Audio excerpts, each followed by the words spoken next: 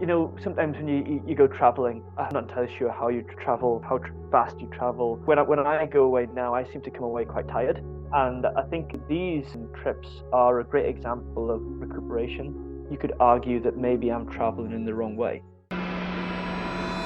I'm really grateful for this trip, actually, because it completely changed the way I think about traveling. Because of my brother, actually, one Christmas, he was already working and he bought me flights to go to Marrakesh.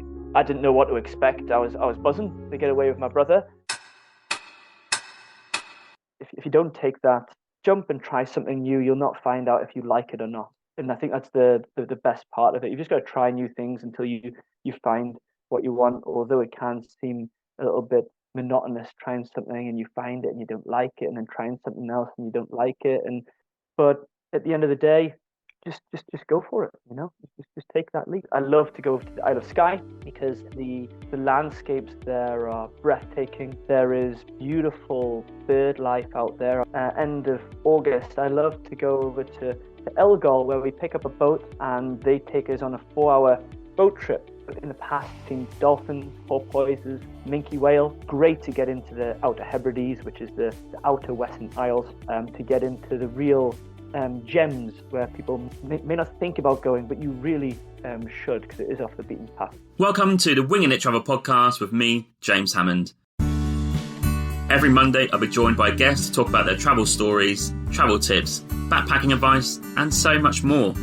Right now, I'm taking the podcast on the road travelling with me. So tune in every week for short form episodes detailing all my travels alongside my Monday guest episode. Are you a backpacker, gap year student, or simply someone who loves to travel? Then this is the podcast for you, designed to inspire you to travel. There'll be stories to tell, tips to share, and experiences to inspire. Welcome to the show. Let's get into the episode. Hello and welcome to this week's episode, where I'm joined by Rob Carr, who is here to talk all about Scotland and his previous travels. Rob runs various tours around Scotland, and we'll hear about those and some spots you should definitely check out whilst in Scotland. We'll delve into his history too and where he's from. Rob, welcome to the show. How are you doing? Hey, James. Yeah, I'm feeling great. How are you doing?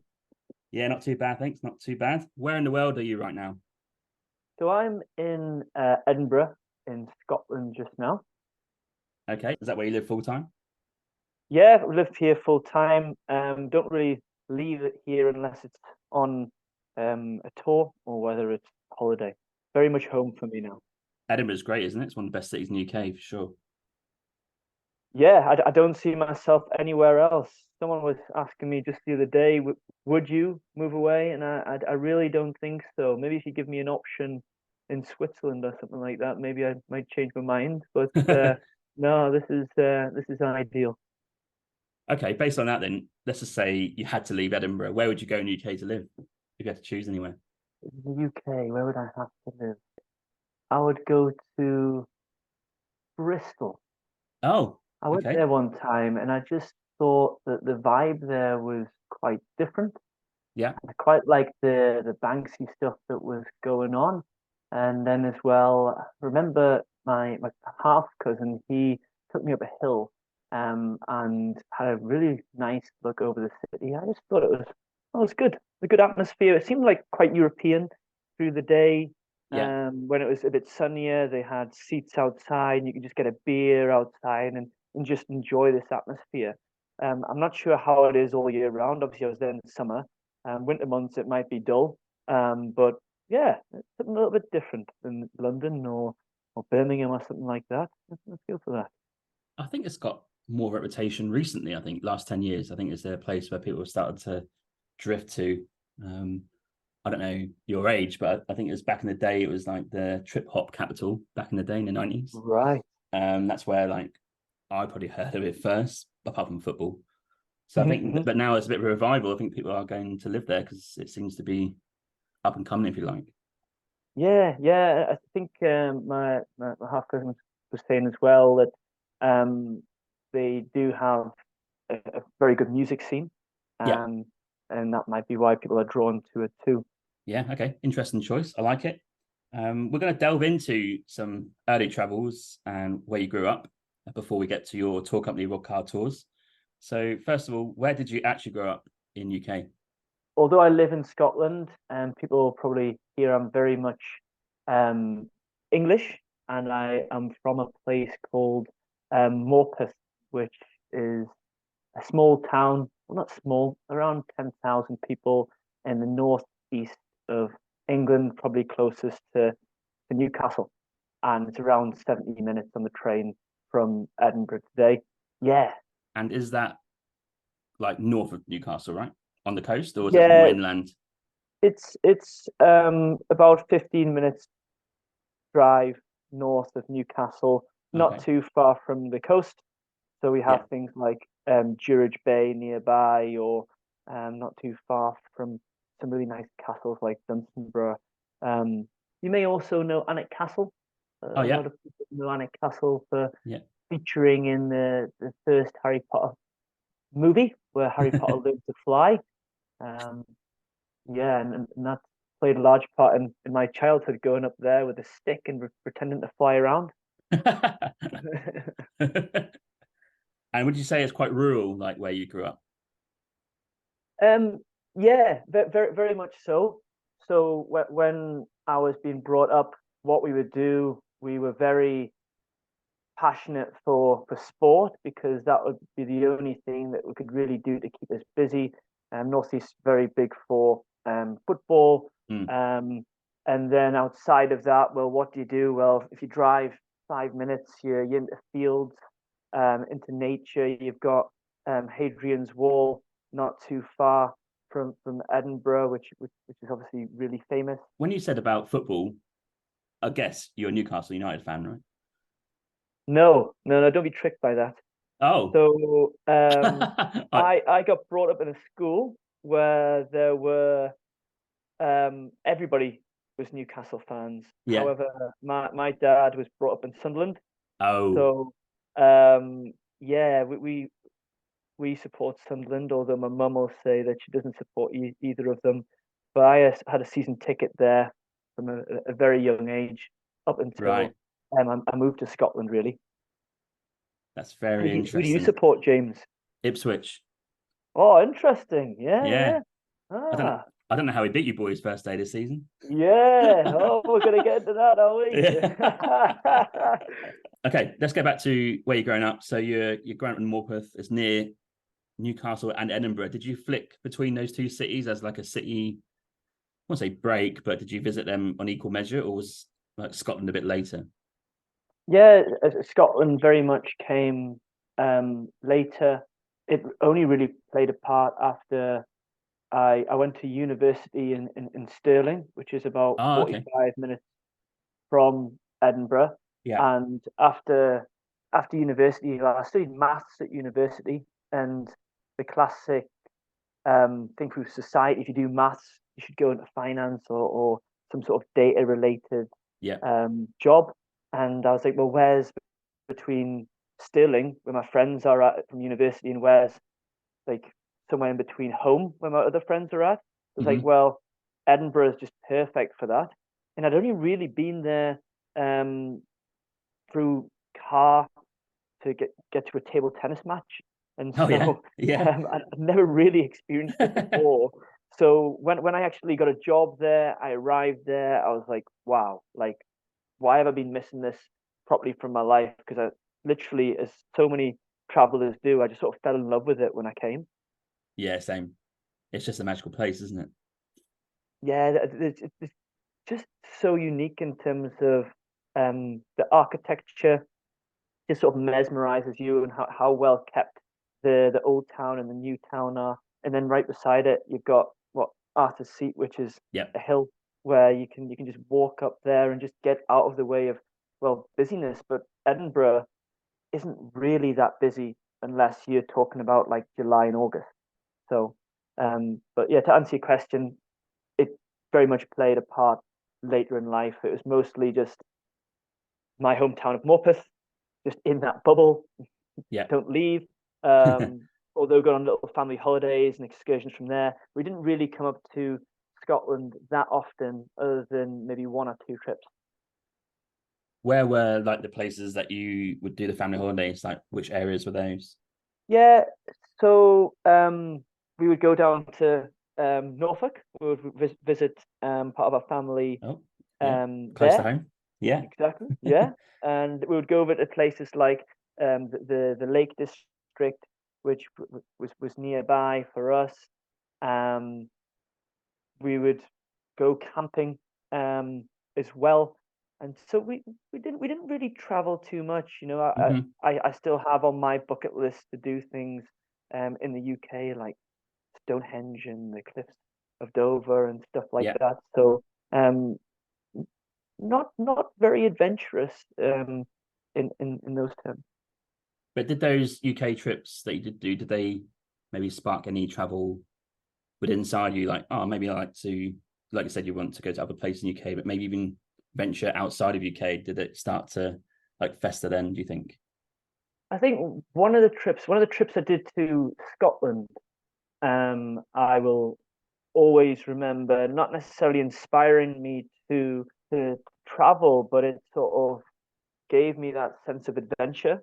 And Hmm. I actually can't remember the exact location that we came to. I remember my dad saying it's in the area of Perth.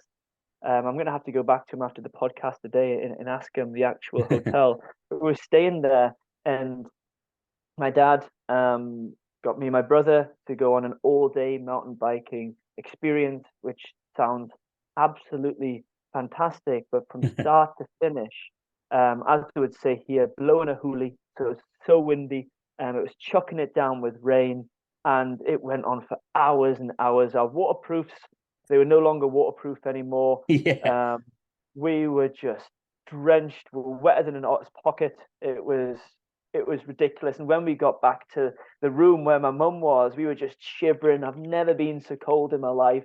And she even like ran the bath warm, and you put your foot in and it felt so hot because you were that Yeah. cold. So Yeah. you had to actually like put it in as cold, and then you could get in normally. But I remember like after the whole of that finish, we get dry, etc. But living that moment, like I really enjoyed that, even though it was so Mm. tough. I just enjoyed the adventure, and I suppose that's why I love going places to hike today. But yes, not in terms of the inspiring me to travel. I think there's another story that would probably relate to inspiring me to travel. I think. Oh, yeah, we'll come to that in a second. Just want to Sure. quickly touch on Norfolk because obviously that's where I'm from. So, Yeah. how come you're visiting Norfolk? And did you also like the county that's got like it's kind of known for its coastline, right? And I reckon it probably has the same sort of. I know Norwich is fairly big compared to Morpeth, but the Mhm. areas around it, lots of fields, small towns, and coastline. How did you find that? Yeah. So we did that. Probably we sort of alternated between going down to see my cousin and auntie and uncle one year, and then the next year we would they would come up to see us. So we'd Okay. alternate in that. So we're going once every 2 years until probably around the age of 18. Yeah. Probably should really go down and visit them again sometime soon. But what I do remember of it is that it's really nice and green. Yeah. And there are some really cool, um, cute houses like thatched roofs, Mm. um, really quite beautiful. And I do remember on my most recent visit going to some nice places, had some good beers there. I remember playing some pool there as well. But I don't actually remember being taken to the coastline. Probably Oh, stayed really? closer to their home, I think. Yeah. Coastline's probably about well, it depends which way you go, right? But on average, 30 minutes from Norwich by car. Okay. But yeah, you're right. When you just take some random country road, you'll probably find like a village with five houses in it. And they're all like, yeah, cottage based or got thatched roofs, or it's very like idyllic English country living, if you like, I suppose. Yeah. Maybe I don't appreciate that growing up because I just grew up in the middle of Norwich, so that's a city, right? But Yeah, yeah, yeah. when you go out to the sticks, it's pretty cool. And North Norfolk is kind of known for its, I think they call it like Chelsea on the Sea, and they've got Burnham Market there and stuff like that, and very historic villages. But it's quite expensive now to own a place up there because all the people from London buy second homes, right? So it's a Right. ongoing problem. But if you Of want course. to check that area out, if you go to on the edge of Norfolk, there's a place called Hunstanton. It's Okay. right on the border of Lincolnshire. And if you go east from that along the coast, you're going to have some pretty cool coastline, which I've not criminally checked out enough. But that's a pretty cool area of UK to go and check out. Yeah, yeah. Well, as I said earlier, I would love to get out and explore more of England more. Yeah, same. That's my home country. I think it happens a Yeah, lot, isn't it? That yeah. well, some people realized in the pandemic that because we can't leave the country, let's explore the country which we're in. The Yeah, country which I was in was Scotland, so I did a lot more of that. But yeah, time for England. yeah. I think it's time for UK for me to an extent. Yeah, Scotland Yes, is one. Like Southwest, like Cornwall, Devon down there, like near Bristol, as we mentioned earlier. That's pretty yeah, cool. Some of the Welsh valleys, like Lake yeah. District, Peak Districts, all the stuff like Yorkshire, I've hardly been to. Yeah, Sure. I was big down in much. the Peak District recently, actually, to do it was more of an ultra marathon, but we went down there a day early and we stayed a couple of days after, and that place is gorgeous too, similar to what we were saying with the beautiful little cottages and Mm, the green landscapes. It just sort of looks like it's from um, something you'd see in like a movie or a documentary in a way. yeah, absolutely. I think even the Cotswolds are like that as well, right? Mhm, mhm. Yeah, it's sort of like southwest, like east of Bristol, like that little area. I know it's quite a rich area to live in, but just walking around those towns like another world. Yeah, So yeah, there's just so much to see, isn't there? Absolutely. definitely, definitely. So what was the trip that maybe inspired you to kick off the travel inside you? Where was that, and how long ago was that? So that was probably about 10 years ago. Um, so I'm really grateful for this trip actually because it completely changed the way I think about traveling. It was because of my brother actually. One Christmas, he was already working and he bought me flights to go to Marrakesh in Oh, Morocco, yeah. and I didn't know what to expect. I was buzzing to get away with my brother, but we got the flight over, landed. As soon as you get to the airport, you get there, it's absolute chaos. People running all sorts of directions. You get into a cab, and there's not really any lanes on the road. Yeah. There's so many motorbikes, so many cars. Like, wow, this is a bit different to what I know in Morpeth. But yeah, and then we were staying in the old town in one of the souks.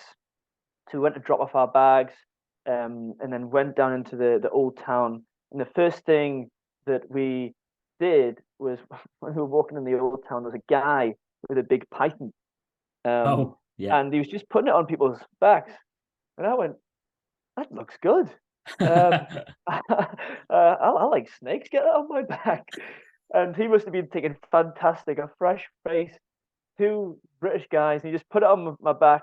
And my brother started getting photos of me. And before you know it, the guy's going, oh, give me your money, basically. And Yeah. me and my brother were like, no, you're not taking any of our money. Then he sort of whistles.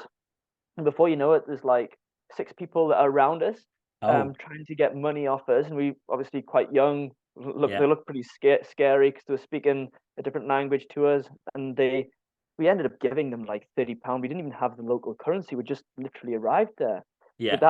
that was a great, like, I thought it was a great entrance to having a culture shock and just being on edge, making it a little bit more exciting. Because the Yeah. next day we went and booked uh, a night trip, so 2 days, one night over to the Sahara Desert, Yeah. and so went through the Atlas Mountains, through a like a desert sort of town made of mud or something.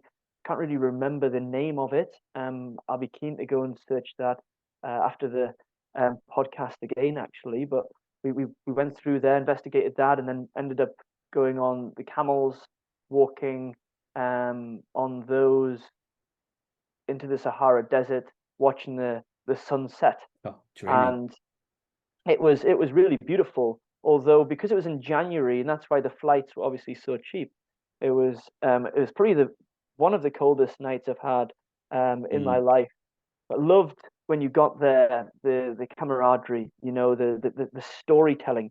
that was there, sitting around a fire, a bit of singing, a bit of dancing, and the community like vibe that traveling sort of brings. I was expecting just to spend time with my brother, which we Yeah. did spend time in Bonn together. But not only that, it opened up a different universe, and I wasn't really used to that. My parents, um, they would take us on wonderful holidays, but they were very different. You know, Yeah. your classic destination for someone in the UK that has a young family. You go to Tenerife, over to the beach in a resort. You go over to Cyprus or to Turkey, and you don't really leave that resort. You jump in the pool, you get all inclusive. You don't really try the local food so much. But having this experience of like, wow, like this different culture, and then the travel and community, I just thought it was great, and just made me want some more. Yeah, I think everyone goes through that, right? Who is a traveler? I think that is a common story, but in so many different locations around the world. Yeah, that's pretty cool. It's interesting you touched on there about the international trips that parents take their kids on, because they Sure. go to these, well, not every parent, right? But most parents probably would do that, like all inclusive, it's got a beach, all the catering's taken care of, it's got a hotel room. It's almost like you're transporting normal life just one place to another, but it's a bit more sun. It's just an Yeah, interesting, because I've never done it, so I tried to get my head around what that is actually like. But yeah, even people who are adults, right, they still just do that, don't they, without kids? It's they, quite they, an they interesting do. thing. And my parents have started to go on more adventurous trips, but they always do return to Las Americas in in Tenerife. And I Yeah. remember just going over to visit them for a couple of days. Um, and I arrived there, and when you got there, they had an all English breakfast. You know, they have an Irish bar, they have a Rangers bar. You're like, well, I haven't really left Yeah. home, as you said. So, I mean, I've got a beach right next to me in Edinburgh. I could do that here. People Yeah, say that the exactly. water's cold, but I'm sure the water's cold in Tenerife as well. Come on. Yeah, absolutely. Even Norfolk's got all those beaches, right? I think in the height of summer, Right. what's the point going to Tenerife? Or it might be slightly warmer, but that's about it. Yeah, it's an interesting type of travel. I think it's one that I just need to do to get out of the way. And, Right. we're thinking about going to Mexico after our road trip here finishes. And I think, just like 4 days. Do we just do like all inclusive for 4 days on a Mexican resort and just see what it's like? I might hate it, but I just need to do it to tick it off and just say, I've done it. Sometimes when you go traveling, I'm not entirely sure how you travel, how fast you travel. But when I go away now, I seem to come away quite tired. Yes, Um, same. and I think these trips are a great example of recuperation. Yeah. Going there, relaxing, sitting by the pool, taking in the vitamin D, and then places. I mean, the places we would go to. My mum would go away for a spa or a massage or something like that, Mm. and um, yeah, I think you do come back more refreshed. But I suppose that you could argue that maybe I'm traveling in the wrong way. Yeah, it's an interesting one because we've been at it for 2 weeks here in September. So Mm. today, as of recording right now, it's like a rest day because we just need it. It's like Yeah, one day after another, like walking around, like, all these different cities in America, like, oh, we're just knackered. And maybe for people who have like, normal jobs, should we say, and they have a certain amount of vacation a year or holiday a year, they do just need to have a break and they just need right. to recuperate. The problem that I have in my mind is I would almost see that as a waste. Yeah, Um, I'd rather recuperate at home, but then you are working, aren't you? I suppose. So yeah. it's a hard one to get your head around. Yeah, I'd probably be a bit like you, where I'm just like on the go, like what's next, what we're doing today, where we're going. But no right answer or wrong answer. No, I agree with that 100%. Not, some people just don't want to live that different experience. So Yeah, yeah. it's not for them. And for you, after Morocco, was there a spate of international travel that you took on? Aside from obviously maybe your working life in obviously UK, but did you go abroad quite a lot after that? So I waited until I finished university, Yeah. because it was sort of, well, every time I finished university, I would always go back to work for my dad, who worked on a grain storage company. So farmers would come in with their grain and they would dry it and store it. So during the summer months, it's harvest period, so extremely busy. Yeah. So I always dedicated my time to helping that cause and also making money. So after I finished university, was my first real big trip, and I went by myself. Went for 5 weeks to Asia. So went over to Japan, Nice. over to Taiwan, Philippines, then to Singapore, Malaysia, Cambodia, Thailand. But that there 5 weeks and 7 countries is Oh, definitely quick going. yeah, it's very quick. And well, as you can tell, at that point, I'd been to Morocco for a very small part of traveling. A Mm, really small insight, sorry, yeah. into traveling. But then I thought, well, maybe I can travel like that everywhere. But now it has given me this lovely insight of the country. But I definitely would really need to go back. Because I didn't really see that much. But I tell you what, it was a great trip, and I did enjoy going to those countries. How did you backpack? Did you backpack those countries or did you pre-plan it? Like how did you do it? So I had a backpack with me. I pre-planned everything because it was so many things in a short Yeah. period of time. But what I would plan is where I was staying, Okay. and in the flight, and everything else. I would go from there. Hmm. My research skills right at the very beginning, I didn't really know what I wanted to see, Oh, what I fair was enough. really that excited by. Yeah. More so now, I'm always into doing the prior research and making sure I'm doing what I want to do. Yeah. Um, but back then, yeah, it was live out that backpack, um, enjoy that hostel community, talk with people, hear their stories, learn about where they've traveled to, which actually helped me shape some of the things that I would do further down the trip or further travels to come. Yeah. Yeah, that's key, isn't it? Like that hostile communication with people. Because I always felt when we went to Asia that we had a rough plan, but there's always something that pops up like, oh, you should go there. So, oh, okay. And you just find yourself like detouring around like pretty much different countries all the time because you had a set plan. So, oh, but then that person said to go there. So, oh, but we should go there. So it's never ending, right? But it's great because Yeah, you get so many ideas and places never heard of to go and check out. sure, sure. And what was quite interesting for us to do it again, it is like the hostels are quite cheap, so you can probably book not even that far in advance if you want to be quite flexible. Yeah, So yeah, yeah. maybe if I did it again, I'd do it differently. Although I'm starting to think about transitioning out of the hostels. And I think about sleep more and Yeah. maybe having a little bit more rest. But I have been in one this year, so see how quickly I'm moving away from it.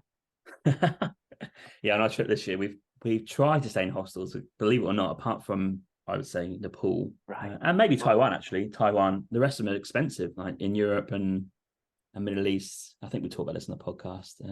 Me and my girlfriend a while back, but it's just expense. Like staying in like Canada, for example, in a hostel is like $100 for in a dorm for a night. Wow. 100 Canadian dollars, that is. Yeah, it's absolutely Wow. gone crazy. So I was like, hang on a minute, if you want to stay cheaply somewhere, I can't travel on a budget to any of these Western countries anymore. This is it this year because you're gonna need some serious money. And Yeah. we had a budget and that obviously got us through, but we spent way more than we thought we would. So now I'm like, oh, but that means the only areas of the world left are probably like South to Southeast Asia for like hostels I'm talking about, and also maybe bits of South America, Central America. Sure. Because the rest of it is crazy. Couldn't believe it. I'll keep that in mind. I've never been to Canada before, but I have to rethink a strategy if they are that expensive. Yeah, Canada and US is interesting, right? Because they have a crappy train network across Right. the country.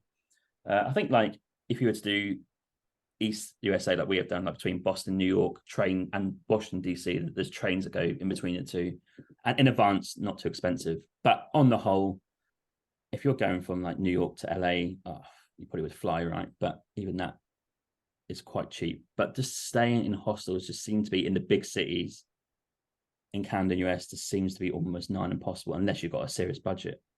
So you have to like get creative about how to or where to stay. And then we're thinking, well, we're staying at campsites that are like $30 a night. And that's as cheap as it gets. I can't think of another way, unless you volunteer or do like house sitting. I'm like, I don't know, or couch surfing maybe. I don't know how you can make that cheaper if you want to pay somewhere to stay. It's crazy. So like I was just complaining to Emma, like, oh, let's just go to Southeast Asia and just like stay in a normal hostel for a normal price. But yeah, it's been a bit of a tough one this year. But Taiwan was a place we stayed in a few hostels, and they were great.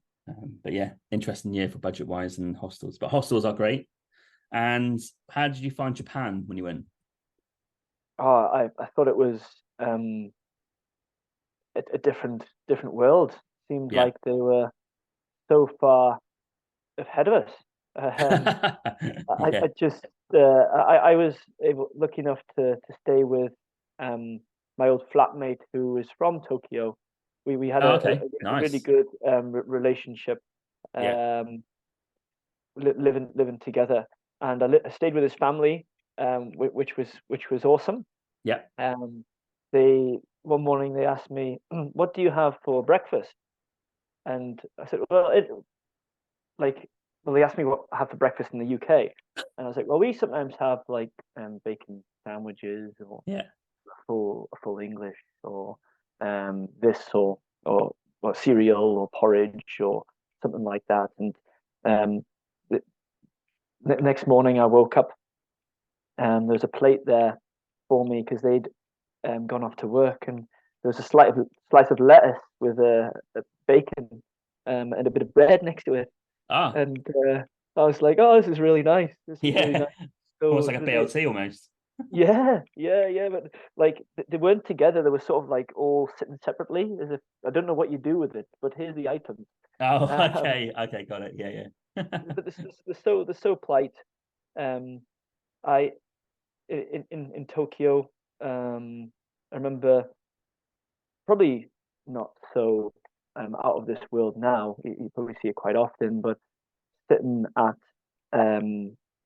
a table at the restaurant and you order on the screen, and I remember like within 30 seconds the sushi had arrived on a train. Yeah. And you're like, what? I've literally pressed the button like 20-30 seconds ago and it's already here. It was like that really blew my mind. I couldn't believe that was possible.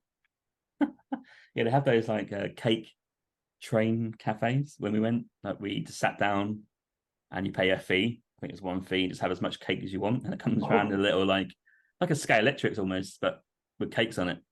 Yeah, you just take as much as you want and you just leave. But you can only have so many cakes because you get like a sugar rush. But yeah, it's a different world, isn't it? Like all these things, it's crazy. Yeah, then the actual trains, the bullet trains going from place to place, and how on time they are, and the way that they queue, and the way they give the money with two hands, and then they sort of bow. It's just so polite and so nice. But at the same time, quite a busy place. Yeah, happening. Yeah, a lot going on. Yeah, and I mean, I was lucky enough to go to Tokyo and go over to Kyoto and Osaka, and they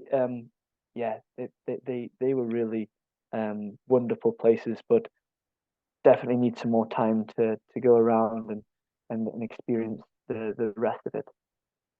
Yeah, Japan is always a place that I would always go back to.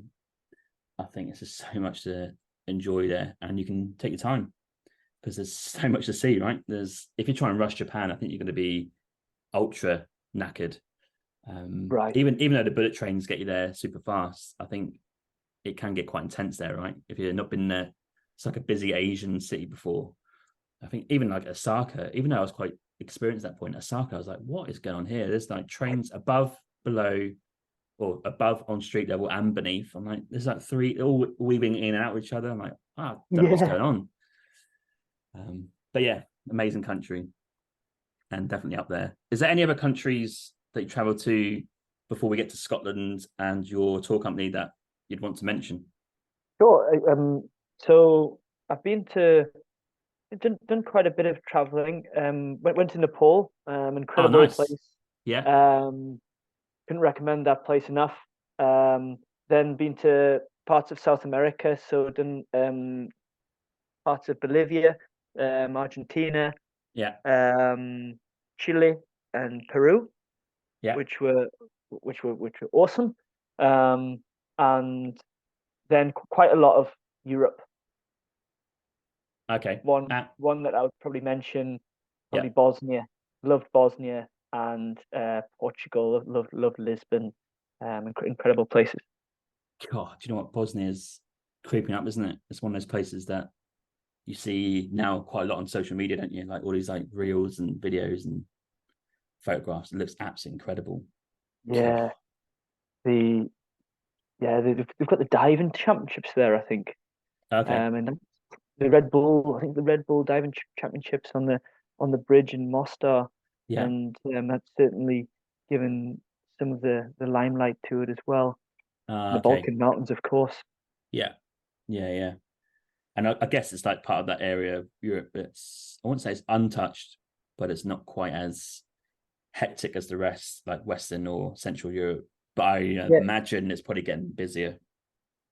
yeah. I think that's why we went in the first place. We're doing a road trip. We started in Slovenia, went into um Italy.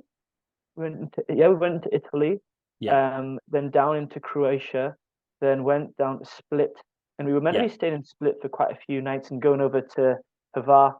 Hmm. Um, However, when we got into Split, I've I've never seen so many people. It must have just been the wrong time of the year to arrive because there were so many tourists, Yeah. and that's not what were ready for. And so we had a rent a car. So we thought, well, what are the other options? We could go down to Dubrovnik, but we assume that that's going to be Hmm. similar in terms of busyness. So we Yeah. just popped into to Bosnia, and I suppose that's what made it so special because it was a off the cuff, let's go here, and it Yeah. worked. What part of the year did you go in? Was it like July, August? No, that was the thing. It was like maybe the right at the end of the season, mid September, about this Oh, time of really? Oh, year. damn. Yeah, I was hoping you could say June, July, August, but yeah. oh Well, no.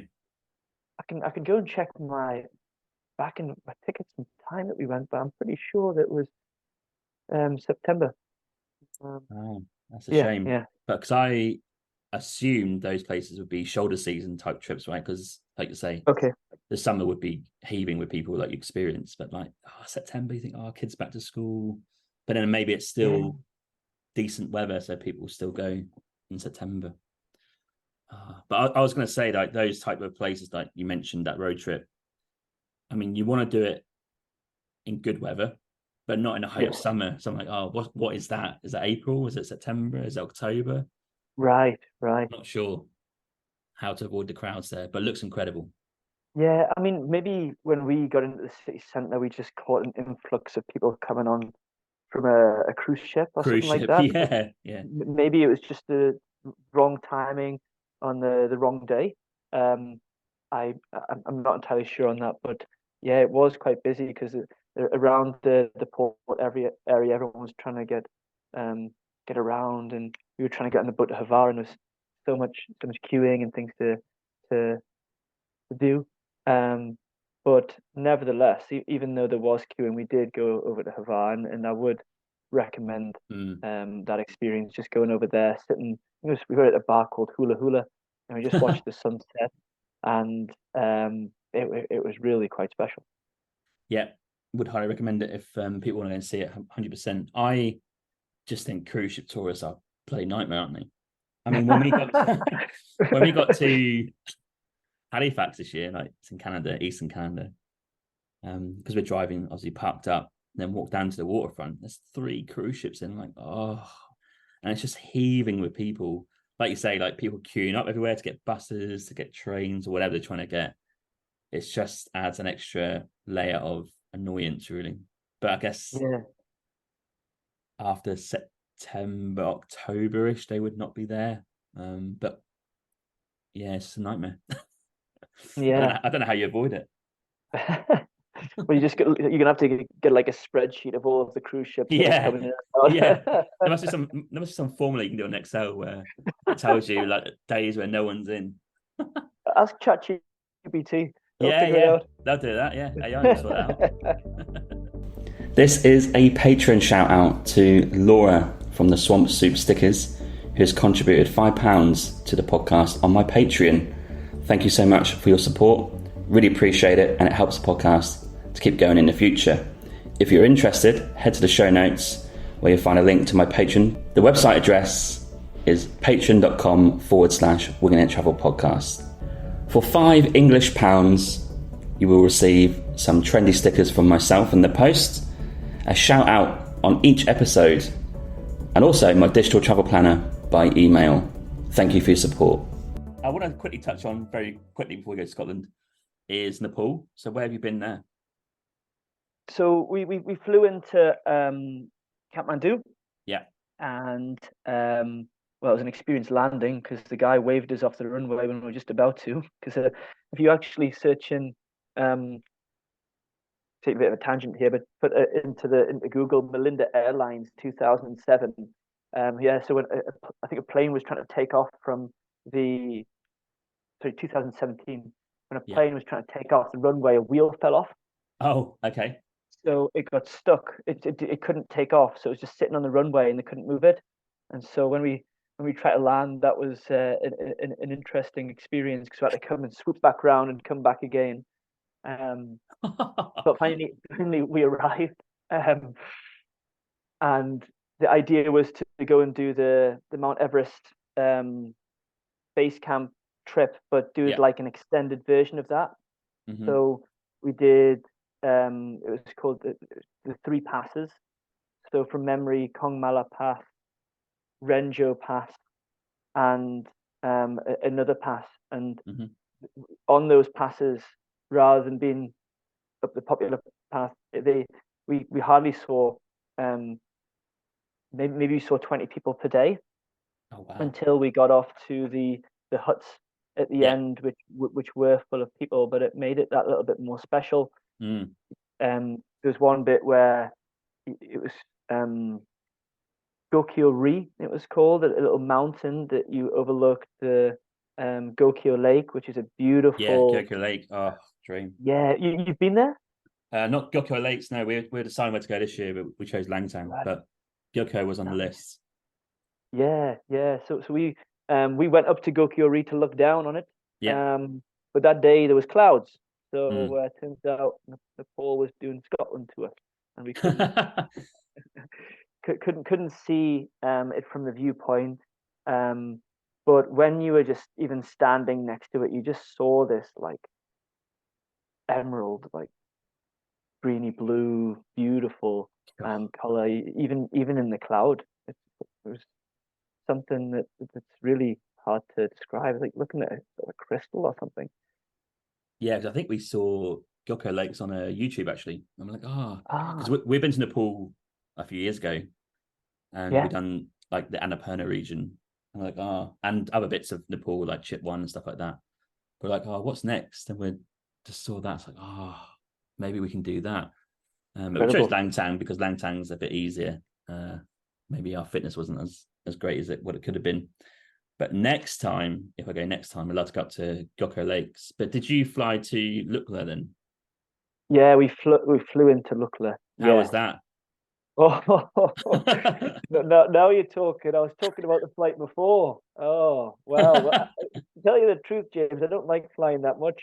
Okay. And you're getting in, and that's all coming back to me. When we got into this little tiny little plane, like one on either side, maybe like maybe 14 rows of seats if you're lucky. We're Mm. about to take off, and the guy's texting. Um, Oh, and my mate takes a photo of it, and because we just literally could see the dashboard and everything, we could see what was going on. Anyway, he puts his phone away whilst we take off, and it was quite bumpy. It was really quite bumpy. yeah, It was. I think what helped was just that you could look out the window onto the Himalayas, and it was just majestic looking out of them. It sort of distracted you from where you were trying to land on the side of that cliff, which is only what 400 meters long, which is like yeah, uphill, and then taking off from it. Yeah, that was that was worse because we were delayed a couple of days because the weather wasn't good enough yeah, to fly back. So there was a lot of pressure building up, thinking, is this flight going to be okay? And it turned out to be fine. But it's just what you read and what you see gives you this anticipation. yeah. I think Emma wouldn't do it. The Really, but the problem in really. Nepal is the buses are shit. Well, no, not buses. Well, they are, but the roads are crap as well. So like, if you want to Mhm. do anything in Everest area, you're like, oh, we have to get to Lukla. So you have to choose. Do you want to do the relatively short flight, but yeah, you're landing uphill or taking off downhill, or do you brave the Right. like 12, 16-hour bus, wherever it is, to get up there? It's a tough one to choose between, and they're not I ideal options. Yeah, but think when we were there, I read somewhere that they had like 4x4s. You can yes, you can. Yeah, go through the well, quite outrageous roads and drive through rivers, etc. But it takes a little bit longer to get to Lukla, but that is an option there's which I three haven't ways. taken, so I don't know about it. Yeah, there's three ways to do it. You get a bus, like a local bus, or Mhm. you get a Wow. local taxi, which is those jeeps, but you share it with like 12 other people, so you're like squished in. A little bit cheaper. Then the next option, which is like your own private jeep, but it's one fee. So if you've got like a group of six of you, that's great. You can share the cost. But for us this year, we got a jeep up to Langtang. It's just two of us, and then yeah, it's quite expensive, isn't it? It's like 100. Well, Langtang was like $140 or something to get to Langtang, which is about 6 hour, 7 hour ride. But yeah, there's Right. there's ways of doing it, or flying, of course. To look, there's obviously the other option. Um, I guess you have to take the chances and just go with what you think is good. Yeah. Yeah. Mental. That's a crazy place, Nepal, but unbelievable scenery, like unrivaled. 100%. Yeah. It's like anywhere, the mountains anywhere but on drugs, you know. Yeah. The mountains are bigger, the lakes seem to be bluer, the grass is greener. It just there's glaciers, there's everything really. Um, Yeah, unreal. oh, yeah, what's it, the snow leopard as well in part Yeah, of the yeah. Himalayas, not something that I've viewed, but we when we were traveling through the Himalayas, we bumped into a chap who had brought all of his camera gear to try and follow the Himalayan wolves, and Okay. he ended up filming them.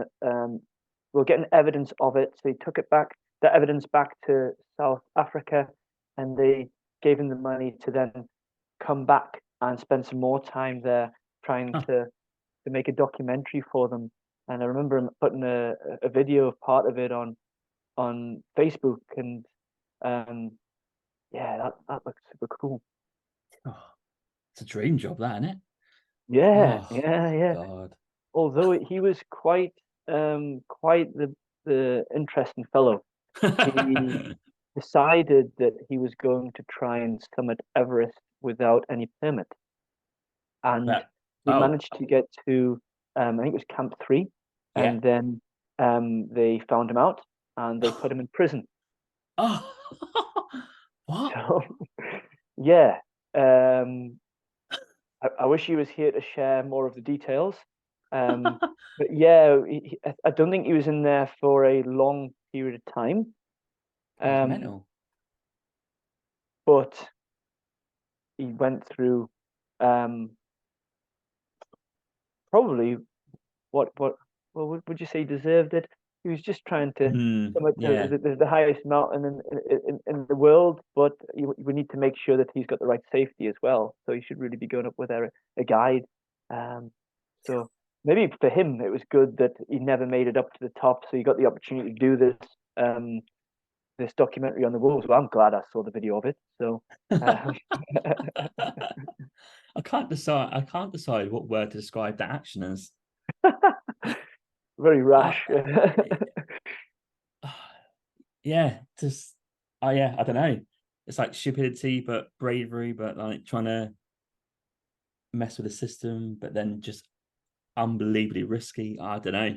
Yeah, that's an interesting guy. That's the character you want to meet, isn't it? Yeah, yeah.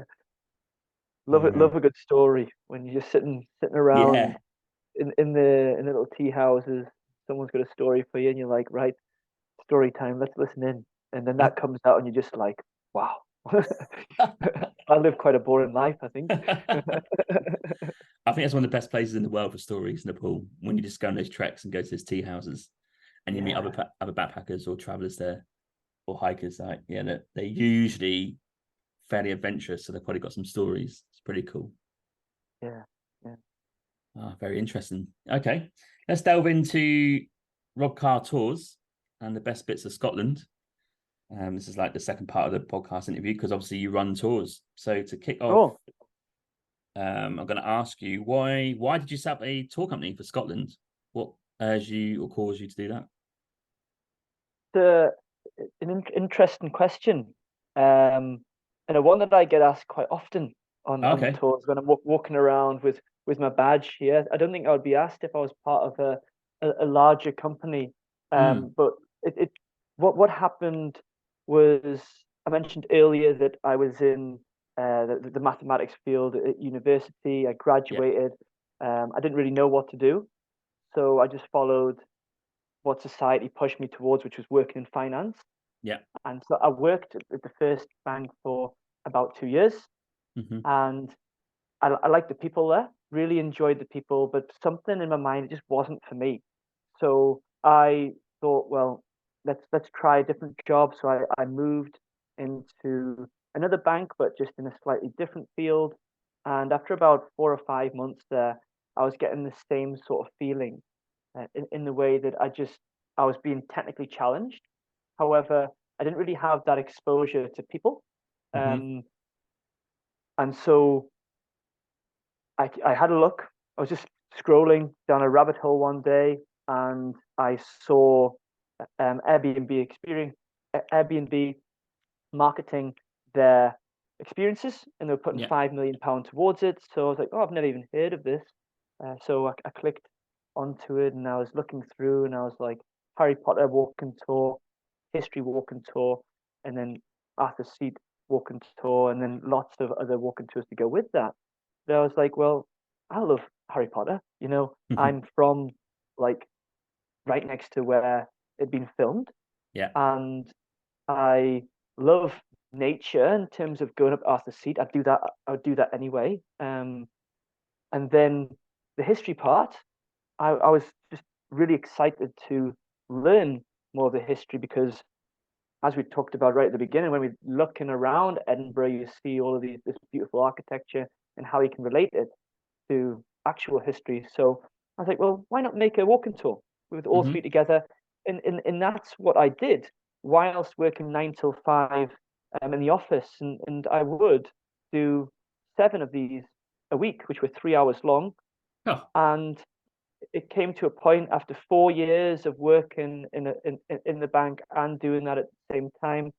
It came to a point where I was able to utilize my Instagram, build up reviews, build up my knowledge and experience where I became happy to take the next step, leave the bank and buy myself a 9-seater vehicle. And not only do I do walking tours now, but take people further afield into the Highlands, the islands, and yeah, the rest is history.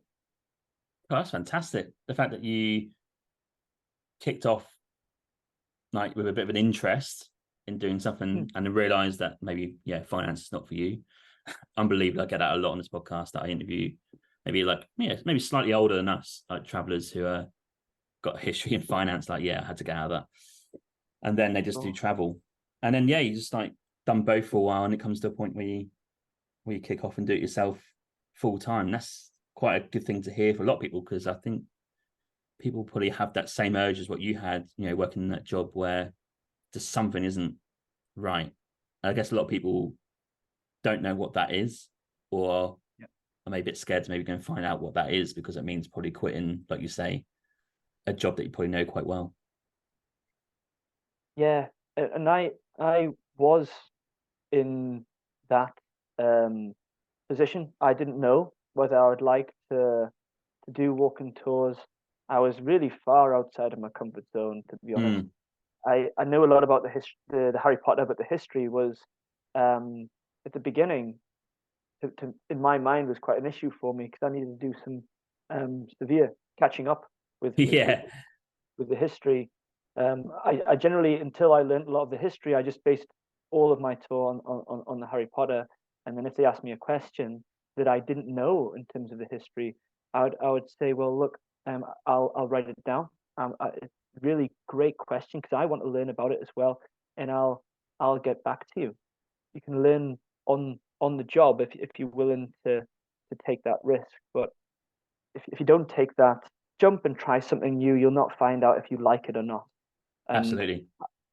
and I think that's the best part of it. You've just got to try new things until you find what you want. Although it can seem a little bit monotonous trying something and you find it and you don't like it, and then trying something else and you don't like it. And but at the end of the day, just go for it.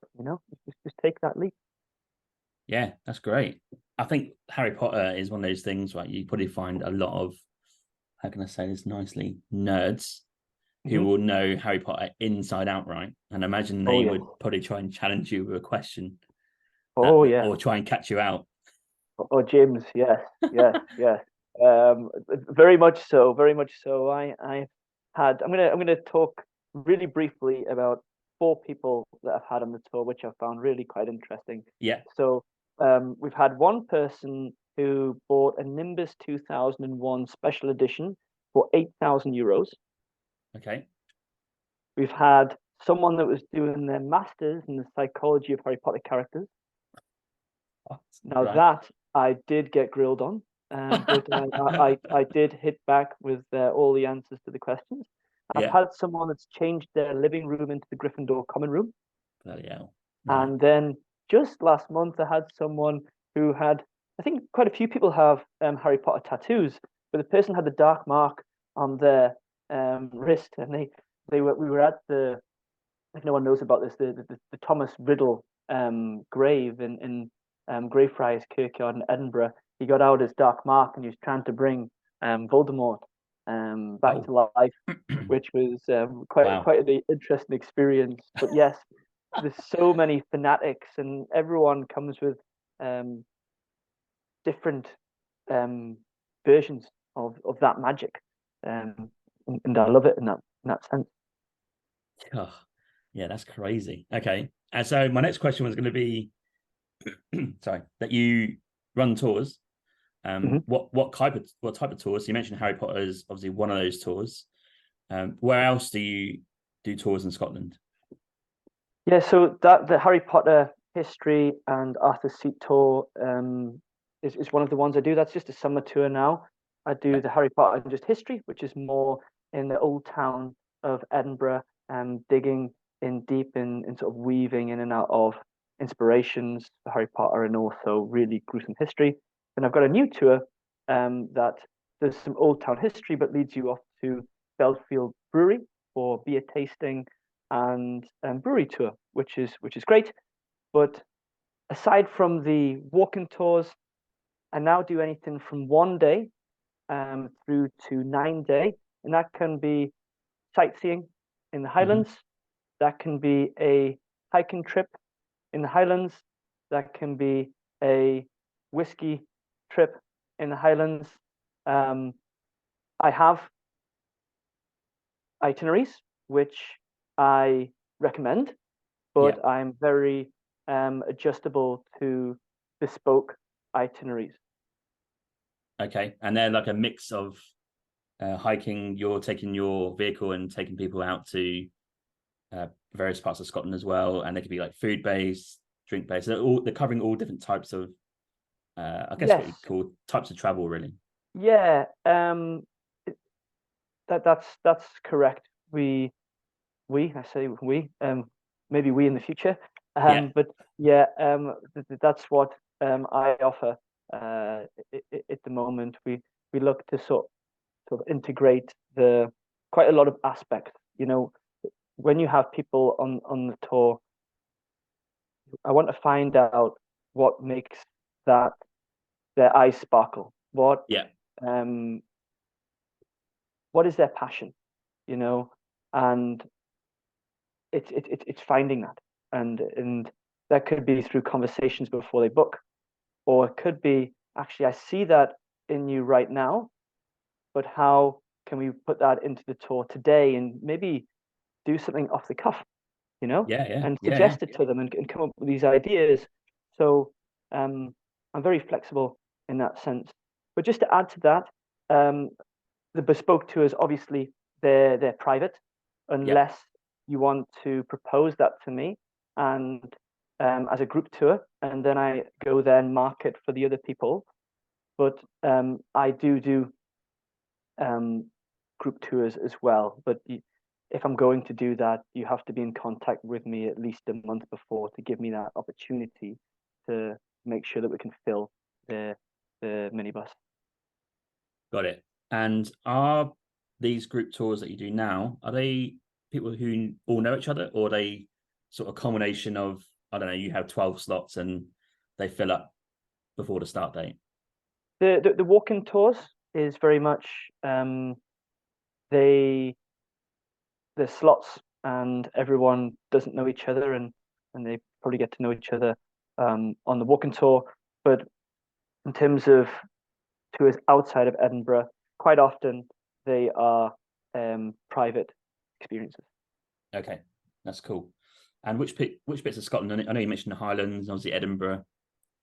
Is there any other specific areas of Scotland that you do tours in as well? So I really like to head over to the west coast. Okay. So we we weave through southern Highlands. So Hmm. go up into Glencoe, weave our way up to Fort William, and I love to go to the Isle of Skye Yeah. because um, the landscapes there are breathtaking. There is beautiful bird life out there. I was just out there last week and we saw some sea eagles. Hmm. And earlier on in the trip, we saw some golden eagles. And Oh, wow. depending on the length of the trip and the time of the year, between April, May and end of August, I love to go over to Elgol, where we pick up a boat, the company being called Bella Jane, and they take us on a 4 hour boat trip. There, in the past, seen dolphins, porpoises, minke whale, um, Oh, and dream. then you head over to the Isle of Canna, where you see the beautiful cliffs, Hmm. like volcanic cliffs. And there, during this period, you have 20,000 seabirds that come back to mate, and some of them being the Atlantic puffin. Oh, the So puffins. Okay. Yeah. yeah, yeah, incredibly cute, um, Yeah. and absolutely wonderful, and brings a lot of people to that place. But yeah, we see Canna, the Isle of Rum for a shipwreck, and then back to Skye. But other places I've done are the Isle of Lewis, Isle of Hmm. Harris. It's great to get into the Outer Hebrides, which is the outer Western Isles, Yes. to get into the real gems where people may not think about going, but you really should, because it is off the beaten path. And I then think. I do plan in the future to take people up to Orkney and Shetland Islands, and we'll be doing some research on those areas in the future because I know that there is so much history to do with Vikings, Yeah. um, and also um, pre prehistoric, and also like times of the Stonehenge as well, Yeah. Yeah. with the standing stones. Um, so look forward to making that part of the next one of the next trips. God, just makes me want to go now. I think Yeah. Scotland as a country is obviously on my list, but I think the Outer Hebrides is almost number one. I think Cool. I saw I don't know if you know the YouTuber Liam Brown. He does a lot of walking videos. He done is it the Outer Hebrides? There's a trail there he walked through and the Yeah, islands. I can't remember what the trail's called. it's the Hebridean Way. Yes, that's it. Yeah, and I think he has a drone with his when he walks, and some of Oh, the sites are just out of this world. Like the beaches are like some of the best in the world, I think. yeah, Um, it's incredible that you say that, isn't it? Not many people know about it, yeah, but you wouldn't come to Scotland for the beaches, but they are no, yeah. absolutely stunning. Oh, just look out of this world. So I think the west side is obviously quite a big area, but I think Outer Hebrides is definitely number one. The Orkneys and the Shetlands Islands are definitely a cluster that I would like to see as well. And yeah, I've got a friend who's bought a farm. He's on the NC 500, the road. Oh, right. He's Excellent. Yeah. he's got an Airbnb. It looks out onto the coast. I think oh God, I don't know whereabouts he is, but he's quite far up northeast. But he has just started this year with his Airbnb farm, and he's had so many people come in to stay with him, and he's got like walking access to a beach and right on the 500. So yeah, go and see him as well. So yeah, Yeah, that's excellent. You should share the details. yes, Look them I'll up send you there. his I would definitely get details. in touch.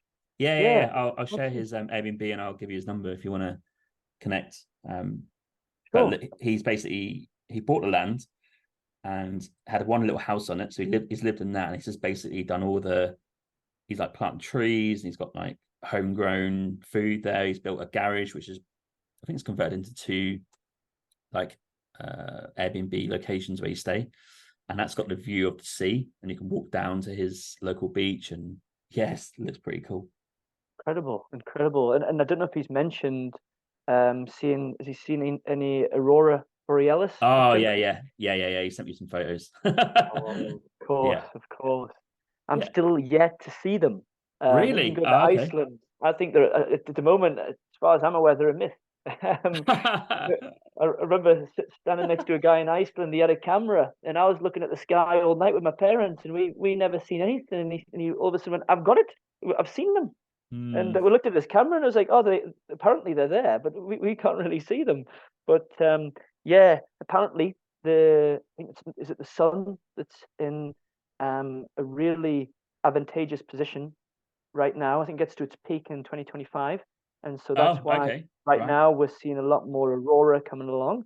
Ah, So between now and 2025, if you get yourself to Orkney and Shetland, you should have a better chance of seeing that. that's good to know. Okay.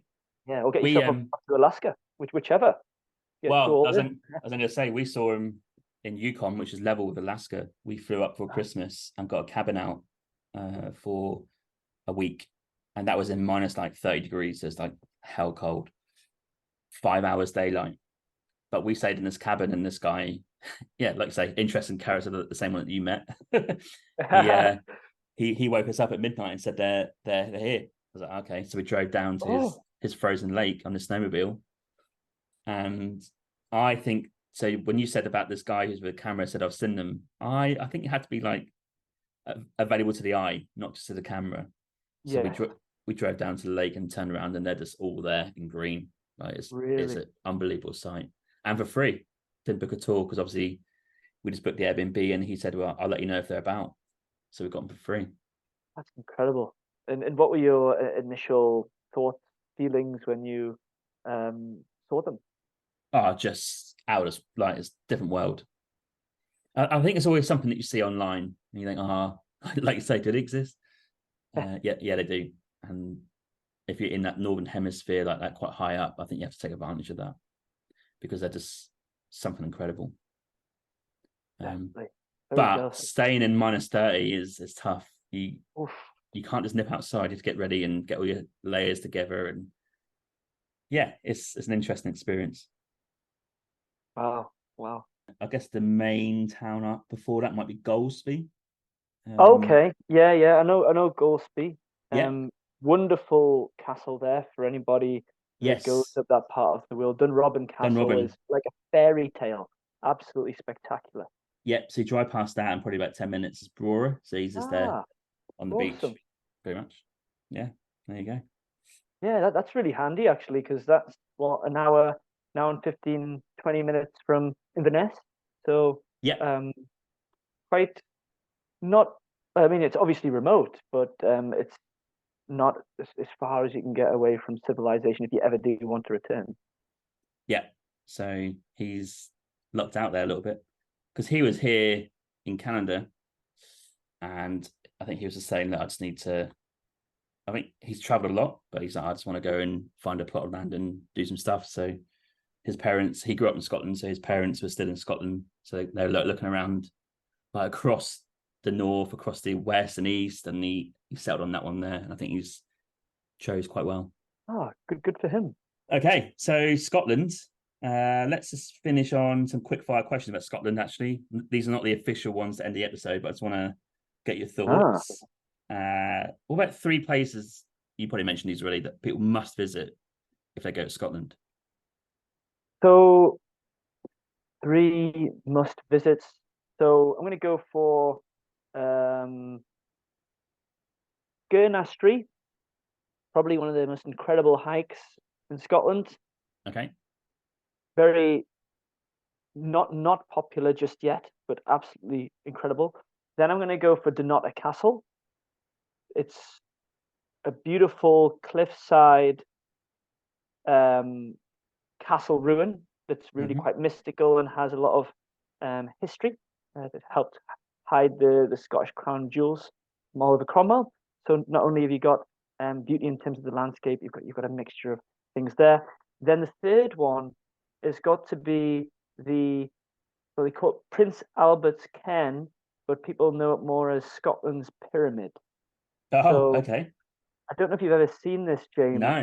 but there's this big pyramid that sits on a hill in the Cairngorms just out of a forest, and it's on the grounds of the Balmoral Castle, which is the royal holiday home. Yeah. And they have in the grounds, I think it's 11. Don't quote me on that, mind. But I think there's 11, and you can walk around and see them all. But the biggest one is the one of Prince Albert, which is just this beautiful um, pyramid, and you get views over Loch Nagar, and like that's a mountain, by the way, not a loch. The loch sits underneath the Yeah. mountain. Um, but yeah, that they would be my three. Wow, I've never even heard of this. Oh God, why go to Egypt? Wow, what recommendation that is. That's we crazy. on Halloween or something, we should have some pharaohs just marching around the. Yeah. Probably get there, and you'd think fair enough. Yeah, we actually went to Salem last week, which is just near Oh, Boston, and that's where obviously Salem, the Black Cat with Sabrina the Teenage Witch, if people remember that. And they're right. already getting set up for Halloween, but I think we heard some people saying who worked and lived there that it gets crazy in October because people turn up in their witch costumes, and there's already people there in September dressed like black hats and all this sort of stuff. It's a crazy Yeah, place. interesting. Yeah. Uh, yeah, okay. I've got here next one. Maybe I don't like using this term because it means it won't become it, but maybe like a hidden gem in Scotland that people just don't visit yet. You might have mentioned it already, but I'm any going to go place. for another one. Yep. Um, I think I told myself I wasn't going to share this location, but I have the urge today. So on the Isle of Lewis, on the west coast, you have this wonderful beach called Uig Sand, Okay. and this is probably one of the most wonderful beaches, untouched, white sand, turquoise water, and it's actually where in around the late 1800s they found, I think it was 73 Viking walrus tusk chess Oh, pieces. They call them the Uig chessmen, okay. and they remain partly in the British Museum today, and Yeah. also partly in the Scotland Museum. But that for me is a gem that you wouldn't expect to see if you came to visit Scotland. So Uig is UIG, Uig That's right. Bay. Yeah. Yes. Wow, looks incredible. Yeah, there's God. also a restaurant there that looks out upon the beach. That's not something that I've experienced as a tour because when we get there, we are probably going to head back into Stornoway town, Yeah. but it's something that somewhere where I want to try in the future and just look out of that window and probably be one of the most majestic um, viewpoints in Scotland, I Okay. think. That is amazing. God, there's some good locations here that's adding to my list. That's fantastic. Oh, Okay. I've got here, apart from your own tour group, of course, what is the best way to see Scotland? yeah. So I think ideally you want to be either renting a car or using a camper van, Okay. depending on the way that you travel. So a car, you could stop off your car in a like a not a passing place on the road, but where there are like places to park on the side of the Yes. road. You can park up, and in Scotland it's known that you can wild camp as long as Welcome. it's not private Hmm. property. Yeah. So that is great. The government gives us the responsibility that we will clean up if we do wild camp, and just to stress that, just to make sure that everybody is continuing to clean up after themselves. But then similarly too with your camper van, you can go into that same slot and just sit there and go to sleep. There might be Hmm. some areas where you can there might be a little box that says please donate to if you stay here overnight, or there might be a charge. But generally there isn't if that's the way you want to travel. However, those that don't want to rent a car or want to be a little bit more eco-friendly, unless you can afford to hire an electric car, the bus can take you all the way out to Oh, the, okay. the Isle of Skye. Yeah. You can go to the port on the Isle of Skye, Uig, to take a boat across to Lewis. That is possible. Or you can use the train. I know you asked me for the best way to see it, but just trying to make sure that everyone, because there are a lot of options in the UK. But the train is great because you can take a train across like the Glenfinnan Viaduct where the Oh, Harry Potter's yeah. flying car went Mm, over, which is probably a road that you don't want to miss. Um, so yeah, a few options there. fantastic. Okay. And how do you cope with the midges in the summer? Oh, yeah, in the summer, right.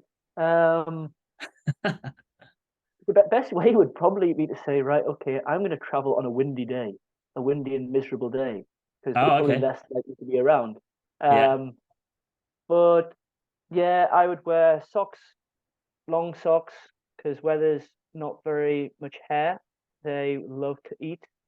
And Oh, if they're okay. really Right. bad, I I would wear a mosquito net if you need to. Um, but if you're on the move, walking around on hikes, for example, Yeah. you shouldn't need them until you sit still.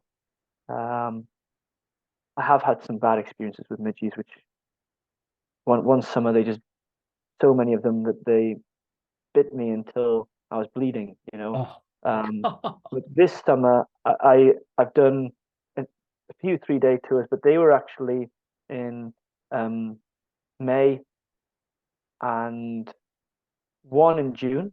But Hmm. then the one after that was actually this month, and it's going to be next month. So I've sort of missed the main Midgie season in the Highlands and the Isle of Skye. I was then going to ask, are they like prevalent in certain parts of Scotland, or is it just across the whole board?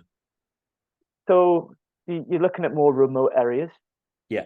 I've drove through Glencoe loads of times, and even recently, no real sign of midges there. Although someone will probably comment and say no, there has been. But yeah, the further north you go, the more that you get, and the more humid it gets, the more they come out. So yeah, the Isle of Skye, they can be quite they're quite a lot in the Hebrides and probably up where your friend is near Golspie. I would very much assume there's a good few around there. Mm, mm. Okay. It's something you've got to cope with, right? Just a thing you got to do. Yeah. Have you got Okay. any techniques, or is that going by the book? Um, yeah, we're worried about mosquitoes on this road trip. Okay. They can be a bit of a problem in rural parts of Canada, but actually, it's not been too bad, if I'm honest. There's been a few, been bitten a few times. But yeah, we just have, okay, based on let's say you're doing a camper van trip across Scotland, like we have like mosquito nets that go over the car doors. So Okay. if you need a bit of air can still come in, but they can't get through. But other than that, they love me. They seem to bite me quite a lot. So I just wear loose clothing if I can, or yeah, it's a tough one. I don't really know how to get rid of them. But yeah, they just seem to be a Yeah. bit of a problem, but not too bad, not as bad as I thought it was going to be. Like if you go to Alaska or Yukon, where we went for Christmas, obviously it's cold, so they're not about. But if you went there in summer, they would be heaving, I imagine. Right. Yeah, yeah. Attempt to use the spray and then see how it goes. Yeah, spray's a good one. Yeah. There's a documentary on what was that on? It must have been on Amazon Prime at the minute. I don't know if you've seen this guy who tries to go across the Arctic Circle in Canada, Okay. and it's a 1.5 hour film of him doing it. He obviously films it himself. If you want to see how bad it Wow. can get up there, have a look at that film and see what he has to put up with. I Wow. can't remember the film's name, but it gets the juices going for a bit of a bit of adventure, but it's a bit of an Yeah. extreme adventure, But he does it all by foot and boat because he goes along the waterways, like across sort of like the northern part, not the furthest north, but like fairly northern part of Canada, which is like the wilderness, really. It's called Alone Across the Arctic. So if anyone wants to check out Right. Yeah, a yeah. I'll be cool writing that documentary, down. yeah, Alone Across the Arctic. Yeah, so that's a midgy mosquito question. If you want to check that out, you might get an answer. Cool. Okay, next one I got is, in your experience, a pub in Scotland with the best view that you've been to. Pub in Scotland with the best view. Well, probably a tent. Fair, fair. Well, yeah. I mean, your tent can be your own pub, looking out Yeah, onto yeah, if you yeah, yeah. want. But yeah, I think the best pub that I've experienced, I really like the one called the Old Inn, which is just next to Talisker Distillery. Okay, What I find is that I take people to drop them off and take the Talisker Distillery tour, and then I have some time to relax and I go and sit and look out onto Loch Harport, and it's a really nice view from there. okay, that's cool. Love that. Oh, And and to mention that yeah, they go on. have all of the Isle of Skye beers there as well. So a nice selection of local beers. Local stuff. Oh, I love that. Yeah. Okay. The next, yeah, you sort of gone quite nicely on to the next question is, I've got Scottish food that people should try. Do you do much like food type stuff on your tours? Oh, well, now we're talking. Yeah. So at the end of my walking tour, the Harry Potter history one, we either go for a deep fried Mars bar at the end, Okay. um, which is a classic, not like traditional as Yeah. such, but came into the Scottish world in the last 30 years or so. But then I can also take them for haggis. Okay.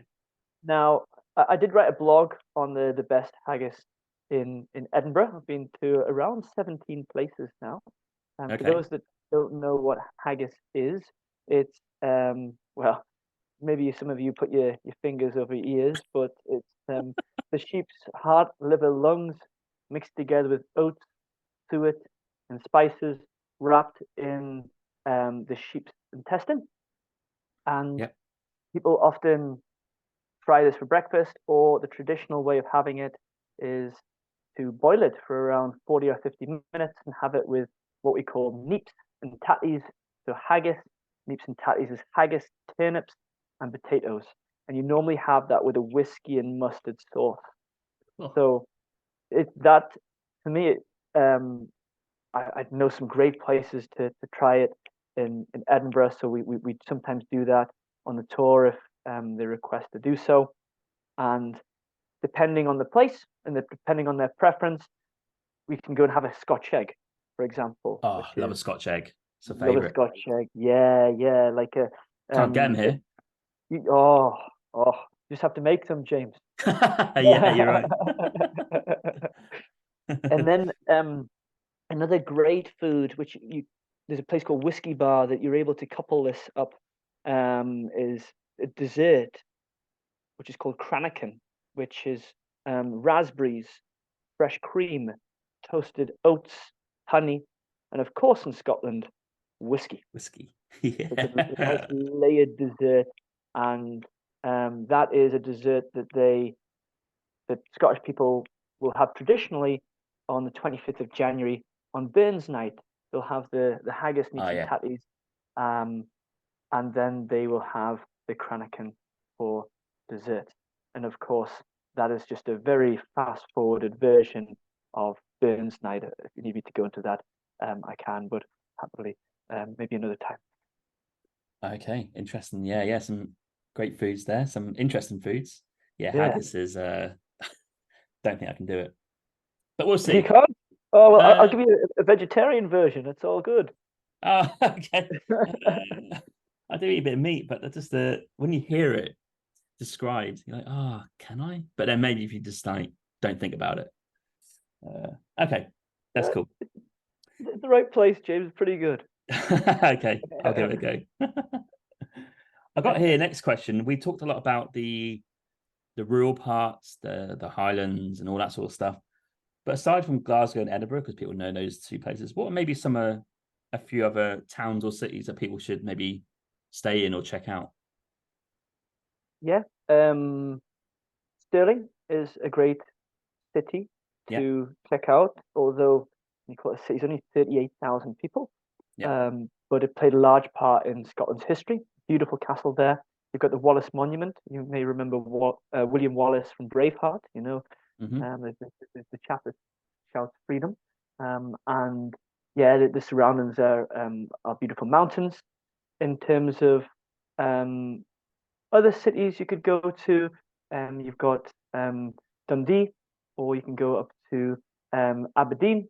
And I like Aberdeen because that's a gateway to go into the Cairngorms, for example, or Yeah. going over to that castle which I mentioned earlier, like the Notta Castle, or up to a place called Newborough Seal Beach, where on the right day you can see hundreds of seals on lying there on the beach. So yeah, there's not too many large places. That's Inverness, really good place. The start and Right at the beginning top. Yeah. of the North Coast 500 Mm-hmm. route, which we mentioned a little bit earlier on, and a great place for Outlander fans to go over to places like the Culloden battlefield too. Yeah, Okay. Yeah, you actually mentioned the North Coast 500. We haven't really talked about it too much because I just think it's the one thing that people probably know about Scotland, right? But in your opinion, it's obviously worth doing, right? But my biggest worry would be how busy it gets. Is that a problem, do you think? yeah. I think in the summer months, what like late June, July, August, it's probably going to be quite busy. You do have a lot of campers on there, and some of it is a single track road, Yeah. so it can be harder to navigate around those roads, but it is a really wonderful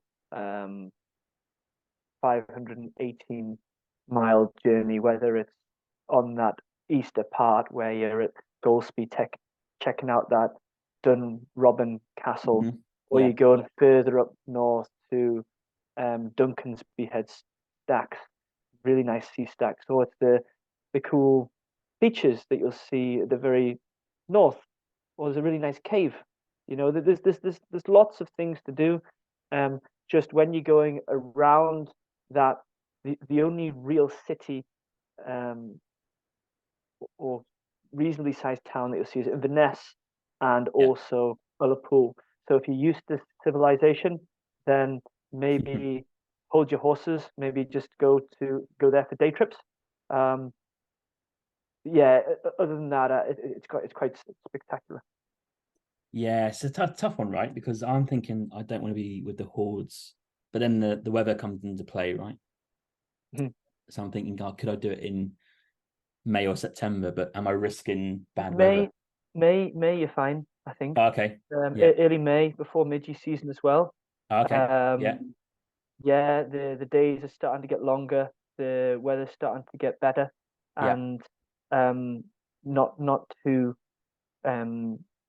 I'm judging this because when I went over to Skye in early May, we were able to get seats at restaurants. And Okay. in Skye, that is never a thing. Oh, okay. Right. It's so difficult to travel to Skye and have a restaurant without reservation. Okay, very good to know. Got it. So May is probably a good time. Got it. Okay. I've got here any Scottish words or slang that you might hear that might be quite interesting. Oh, I know you're not Scottish, but have you heard any on your yeah, trips that are funny? of course. I was once on a boat trip, and the guy was trying to speak to a traveler, and the traveler had no idea what he was saying. But he was saying at the beginning that the weather was really nice, but at the end it got pretty dreich. Dreich meaning long-lasting, miserable weather. Okay. And the person looked at him extremely blankly, which I found quite amusing because I knew what it meant. But Yeah. yeah, that's a good one. This one might be more like I think I've heard this from where I'm from, so it might be a mixture of the two areas. But I love the phrase "shy bairns getting out," which is like Never heard shy that. children get nothing. Okay. Right. Bairns being meaning children, Yeah. and one more is Herkel Durkel. And that's when you can't get out of bed as much as you try. You're just sort of floundering there, and yeah, you're Herkel Durkling. You just don't want the day to start. You'll just rather scroll on your phone or go back to sleep. Okay. Interesting ones. I've never heard of any of those, so they're new for me. I've got here. I think I will come to this in the quickfire travel questions at the end, but we'll touch on these two because we're in Scotland. You're looking to go to Orkney and Shetland Islands to do a bit of research. Again, these are on my list of places to go. They look incredible, right? I think Orkney's been in the news because they're trying to claim to be Norwegian now and don't want to be Scottish. Right. But yeah, they've got that Viking heritage, right? And they're quite far north, aren't they?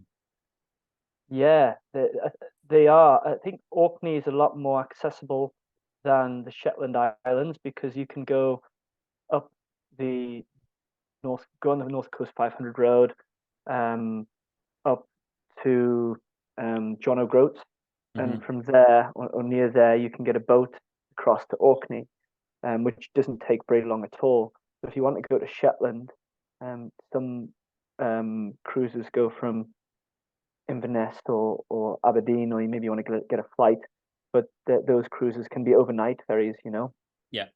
But yes, very very remote, very windy, but incredible, especially the sea cliffs.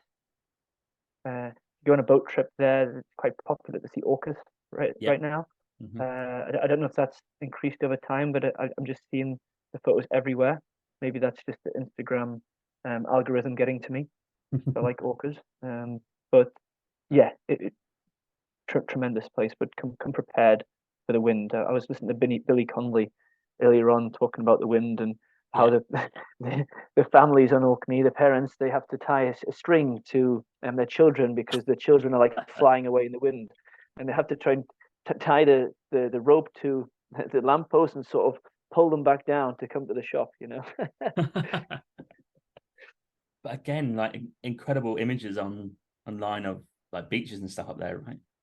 So, especially Orkney, I think I've probably seen more, but just looks incredible. Yeah, and not only do you have one island, it's like multiple.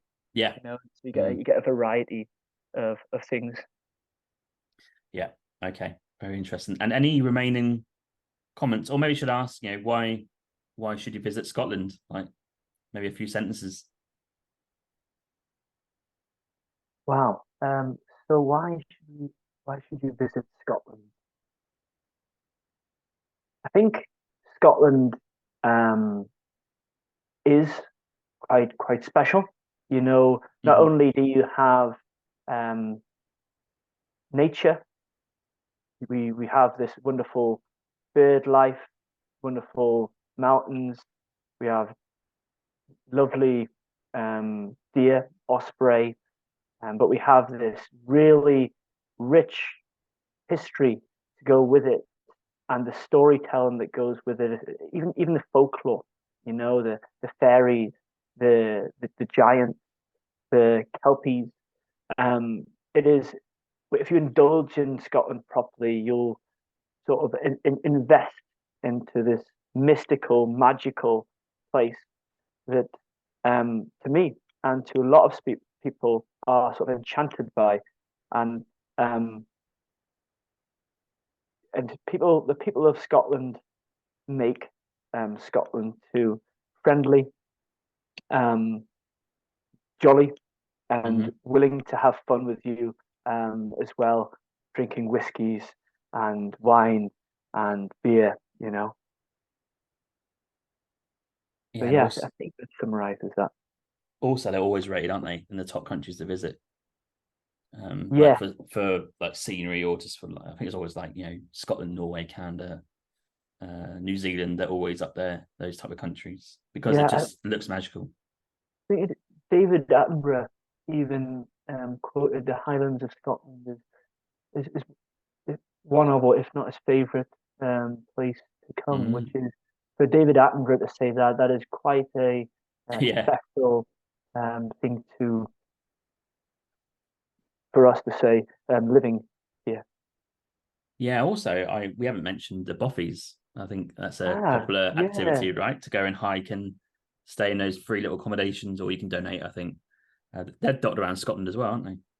Yeah, they are. There's quite a few of them, and a really amazing one which you might want to write down is Eagle's Nest on Isle of Lewis. Okay. Is tremendous. I think you've got to contact a person who sort of looks after it. Yeah. And you're recommended to donate, but I don't think you have to. But it's really, really incredible little bothy, or you can lots of them in one Glencoe. There's, I think it's 3 or 4 on Isle of Skye, and I think there's an old bus that's turned into a bothy on Isle of Lewis as well. it's at the bottom of Lewis. It'll be on the Isle of Harris. Yeah. So you've got these wonderfully creative little safe houses. You know, a place for shelter, a place to normally you can have a fire. Don't always have a toilet though. Just for those that are worried about that, you have to, if you're planning your bothy, plan beforehand, because you may have to dig a hole. That's fair enough. We experienced that in Oman this year, because you can wild camp, but they have no facilities. Right. So obviously wild camp, you just park anywhere, right? But you do have to dig a hole and be quite earthy with it. Yeah, goes a bit properly. Yeah. Those boffies look incredible, and that's like a trip in itself. You could probably just like walk or hike to an area with different ones. It isn't the rule that if you're staying there, you've got to let people in, right? It's a very communal. You know, it's not like I'm here first, no one else comes in here. Like, you're supposed to let people come in and shelter. Yeah, that's right. it does depend on whether they're like the one I mentioned, the Eagle's Nest. It is a sort of a community held one, Yeah. or the one in Glencoe. I think it might be owned by the Mountaineering Society or something like that. But if it's one of the completely free ones to go to, yes, you should invite them inside. But at the same time, when you're traveling, do note that some people might have got there before you, Yeah. and there might not be a place for you to sleep. So it's good to have another option of a Okay. tent or to have that. Like if you go to a camper van, you're not probably going to not go to a bothy, but Yeah. um, yeah, yeah, just make sure you come prepared. Okay. That's great. And we're going to just finish the episode with some contacts for you. So if people want to contact you for a tour or just a walking tour, could be a one in the Highlands, whatever. What is your website and how can people access you and get in contact? So my website is www.robcartours.co.uk, and if you want to book, I have a booking system for the walking tours on there. If my times on there don't suit you, and you'd like a Highlands tour as well, you can contact me on robcartours@gmail.com, or come and give me a message on Instagram, where you'll also see a lot of Scotland inspiration to help you out on creating your tour itinerary. Yes, I love your content on social media. It gets me going for Scotland. So that is Rob Carr Tours on Instagram. That's right, at Rob Carr Tours, yeah. Do you have any other social media? I have TikTok. Oh, okay. I do use it a little bit less. I am also on Facebook, and they're all at Rob Carr Tours. So they should all be linked together. Fantastic. Okay. And quickly want to mention or ask about your blogs. Yes. So my blogs at the moment, they're not released daily, weekly, fortnightly. I hope to one day to make them more of a routine of getting them out at a certain period of time, but they're a little bit off the cuff, and that you don't have to subscribe to them. You just, if you would like to access them, go on to my website, which we touched on before, and there you can go on to my blog section, and I have, I think, 5 or 6 there. Some of them cover the best hikes in Scotland, the top 10 that so far for me. And we have the Haggis blog. You also have One Day in Edinburgh, and some more. I can't think of them off the top of my head, but hopefully they'll be really useful, as it's my passion to try and help guide you to the best experience of Scotland that you can have. Fantastic. And I'll put the links for all the websites and blogs and stuff in the show notes so people can click on them. And thanks, Rob, for sharing that. We're going to finish the podcast with some quickfire travel questions. These are normally made up and asking about all your travels across the world. Can be Scotland, cannot be Scotland. It's entirely up to you. So I'm going to kick off. It's not really a favorite one. It's more about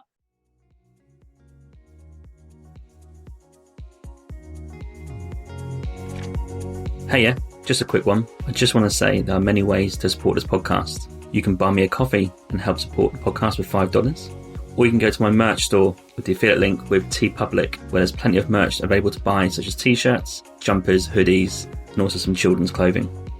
Thirdly, which is free, you can also rate and review this podcast on Apple Podcasts, Spotify, Podchaser, or Good Pods. Also, you can find me on social media on Instagram, Twitter, Facebook, and TikTok.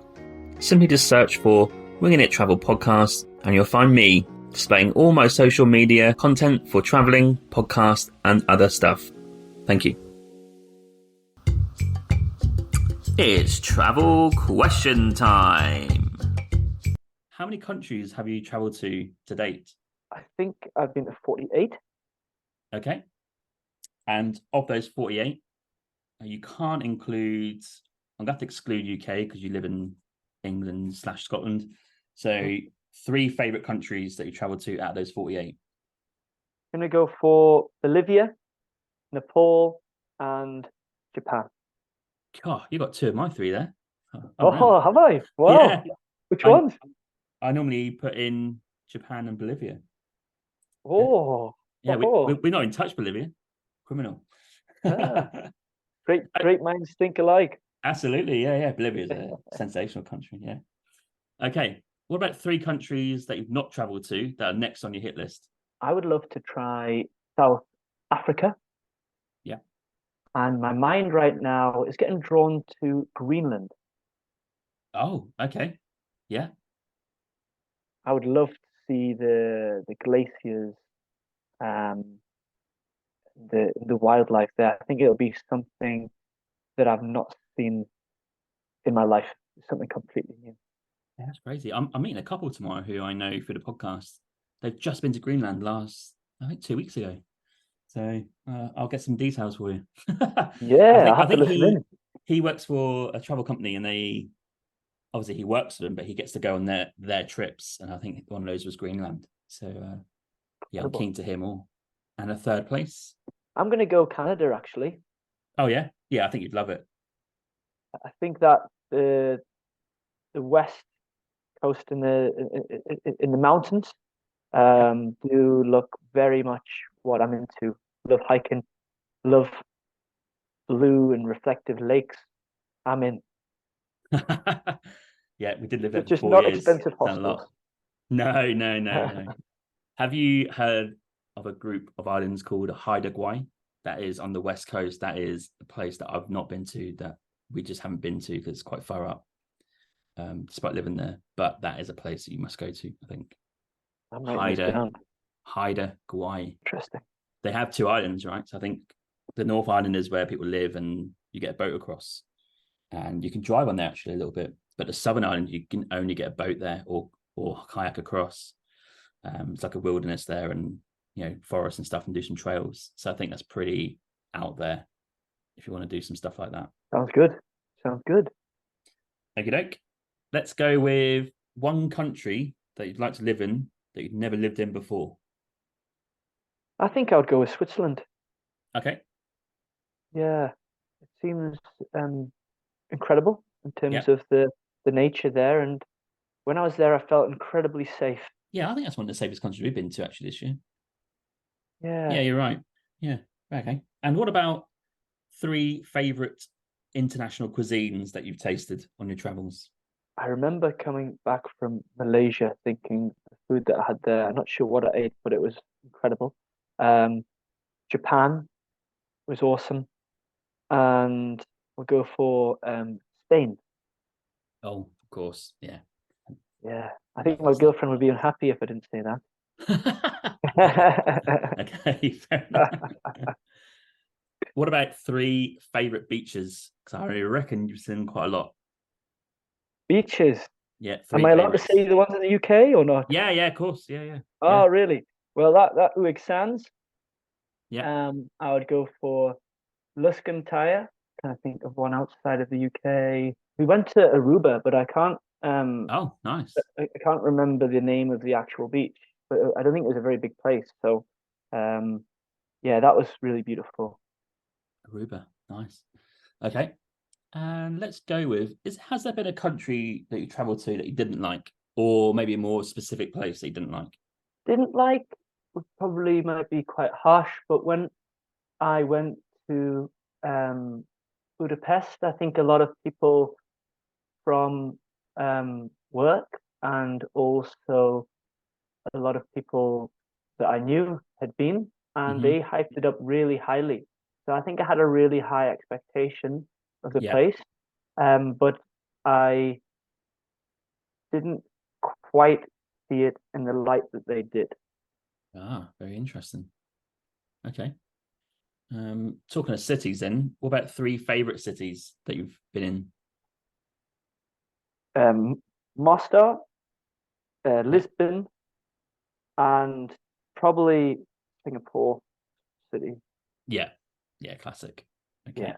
What about, for me, a favorite walking trail or a hiking trail that you've done?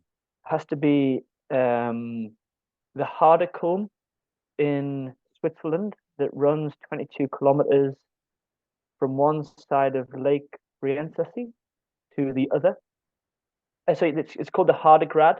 The end of it is called the Hardekulm, and it is okay. quite a dangerous hike. It's a ridge walk, but that was incredible. We saw ibex there, and right at the end we were able to see the beautiful blue lake. But for the rest of the journey, we actually were above the clouds, and the ridge was just sitting above the clouds. So it was like you were sitting on top of heaven.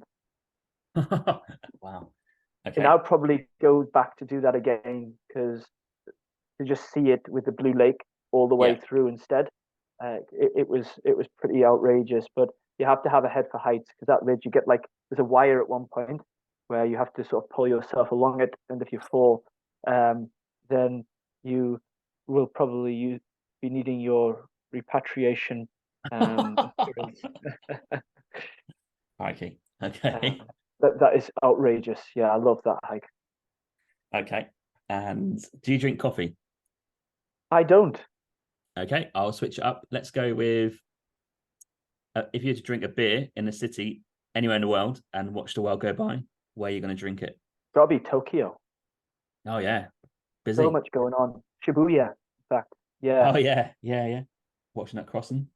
Yeah. Sitting beside Harajuku, living the dream. Okay, penultimate question is going to be, if you could pick one view, and that's the only view you're going to see for the rest of time, what view is that going to be? Oceanense? I'm probably butchering the name. I do apologize to the Swiss people.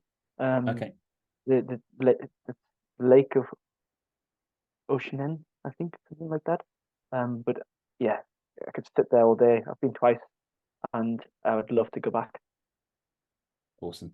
Okay, and the final question is a few sentences as to why someone should travel in general. Why should they take the leap, get out of their finance job, and go and see the world? Yeah, it does. It definitely does broaden your horizons. You get to see magical places whilst meeting incredible people. Some people say, well, if you're going to travel even by yourself, you're alone. But really, you're never alone. You meet so many people along that journey, and you become more comfortable with being with yourself anyway. And that's what makes it so special. Okay, that's a great way to finish the episode. So Rob Carr, thanks for coming on. You've really got the Scotland juices flowing here, I think. And I love seeing your social media content, because it kind of helps as well. And thanks for sharing us your stories, your tours, and also your travel history. Thank you very much, James. It's been an honor to be on. And we'll get those links out there for people to get in contact with you to do some tours. And any Harry Potter fans, well, they're in dreamland, right? Because you do tours for that as well. So hopefully we'll cover all bases. Exactly. Be a magical experience. Yeah. Thank you so much. Cheers. All the best. Thank you for listening to my Winging It Travel podcast episode today. You can find me on Instagram at James Hammond Travel or Winging It Travel Podcast. You can search for both. I release weekly clips of this podcast episode, as well as photos from the last 8 to 10 years of my travels. You can also follow me on TikTok, Facebook and Pinterest by searching Winging It Travel Podcast. I do release daily content to do with travel and the podcast throughout the week. Also check out my website, jameshammond.org. There's content about myself, my travels, and there's also a newsletter sign up as well as a contact form. Finally, please rate and review the podcast on Podchaser. This is my platform of choice. Alternatively, you can rate this on Apple or wherever you get your podcasts from. This really helps the podcast gain a bit of traction for the future in terms of guests and content. And I'm glad to see that you guys are listening out there, reviewing it and enjoying the content so far. Stay safe, stay humble, keep listening, keep traveling, and I'll catch you soon. Cheers, James.